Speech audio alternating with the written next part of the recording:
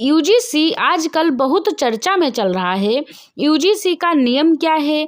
इसका विरोध क्यों हो रहा है? यूजीसी का नया नियम क्या है? यह नियम कॉलेजों और यूनिवर्सिटीज़ में एससी, एसटी और ओबीसी के छात्रों के साथ होने वाले भेदभाव को रोकने के लिए बनाया गया है। लगातार हायर एजुकेशन के अंदर भेदभाव की स्थिति बनी रही है। आप लोग लगातार खबरों के माध्यम से ये जानकारी लेते रहे होंगे कि आए दिन कभी किसी ओबीसी कास्ट को लेकर उसकी जाति के कारण उसको पीएचडी करने का अवसर नहीं दिया जा रहा। आपने देखा होगा एक पाल लड़का बीएचयू के अंदर धरना पर बैठ गया, उसको पीएचडी में इनरोलमेंट नहीं मिल रहा था। परीक्षा क्वालिफाई करने के बाद, इंटरव्यू क्वालिफाई करने के बाद भी उसको इनरोलमेंट नहीं मिल रहा था। ऐसे तमाम केसेस लगातार आते रहे हैं। इसी को ध्यान में रखते हुए यूजीसी ने एक नियम बनाया।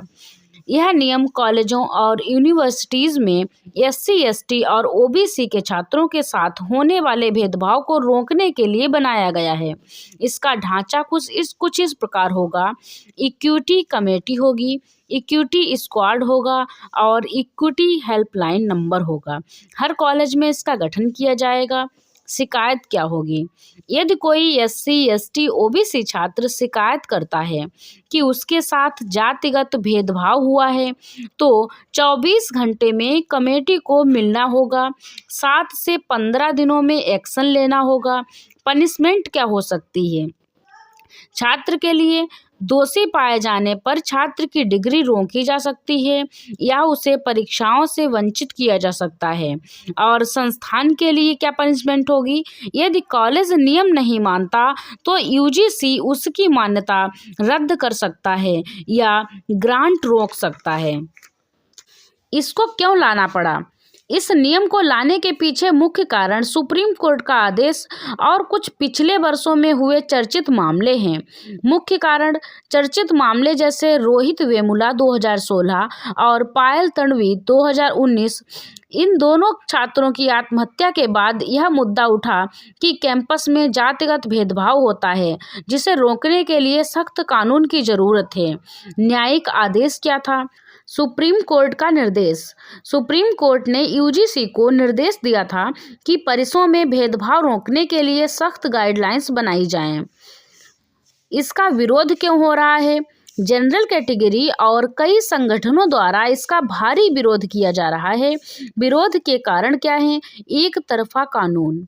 यह नियम मानता है कि भेदभाव केवल जनरल द्वारा एससी, एसटी, ओबीसी के खिलाफ किया जाता है। इसमें यह प्रावधान स्पष्ट नहीं है कि अगर कोई जनरल कैटेगरी के छात्र के साथ भेदभाव करे तो उसे क्या सुरक्षा मिलेगी। इसका मिसयूज भी तो हो सकता है कि किसी भी जनरल कैटेगरी के कैंडिडेट या विद्यार्थी को झूठे केस में फंसाया जा सकता है। जैसा पिछले मामलों में आपने देखा होगा कि दहेज कानून का भी दुरुपयोग हुआ, एससी, एसटी एक्ट का भी दुरुपयोग हुआ, पॉक्सो एक्ट का भी दुरुपयोग हुआ। तो जनरल कैटेगरी के जो लोग हैं वो यह मानते हैं कि इस कानून का दुरुपयोग भी हो सकता है। भारत में संभावनाएं बनी रहती हैं। सेकेंड रीज़न, दुरुपयोग का खतरा। विरोध करने वालों का कहना है कि जैसे एट्रोसिटी एक्ट का दुरुपयोग हुआ वैसे ही इसका इस्तेमाल किया जा सकता है आपसी रंजिश निकालने के लिए, किसी होनहार जनरल स्टूडेंट का करियर बर्बाद करने के लिए। और थर्ड रीज़न, जातिगत विभाजन।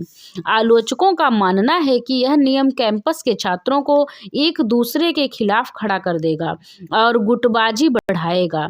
नियम की तकनीकी बारीकियां क्या हैं? यूजीसी ने ढांचा तैयार किया। यह काफ़ी सख्त और व्यापक है। इसमें निम्नलिखित प्रावधान हैं। हर कॉलेज यूनिवर्सिटी में एक पूरा तंत्र होगा। इक्विटी कमेटी जो कि मुख्य निर्णय लेने वाली संस्था होगी। इक्विटी स्क्वाड जो कैंपस में निगरानी रखेगा।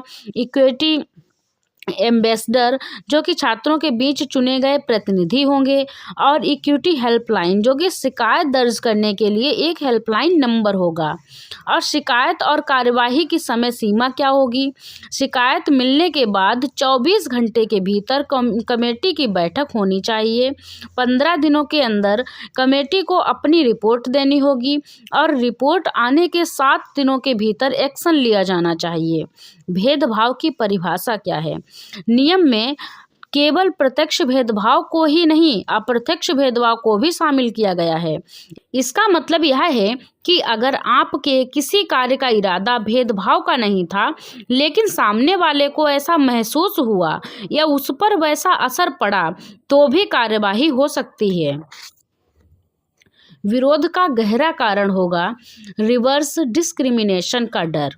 जनरल कैटेगरी के विरोध का मुख्य कारण यह है कि यह नियम SC ST OBC बनाम जनरल कैटेगरी का समीकरण बना देता है।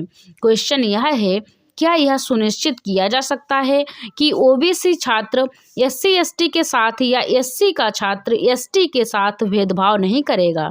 नियम में यह माना गया है कि भेदभाव केवल जनरल कैटेगरी ही करता है। अगर कोई जनरल कैटेगरी रैंकिंग या भेदभाव का शिकार होता है तो उसके लिए इस विशेष नियम में कोई स्पष्ट सुरक्षा कवच नहीं दिखता। दुरुपयोग की आशंका क्या है? कैंपस की राजनीति, स्टूडेंट इलेक्शंस में इसका इस्तेमाल हथियार की तरह हो सकता है।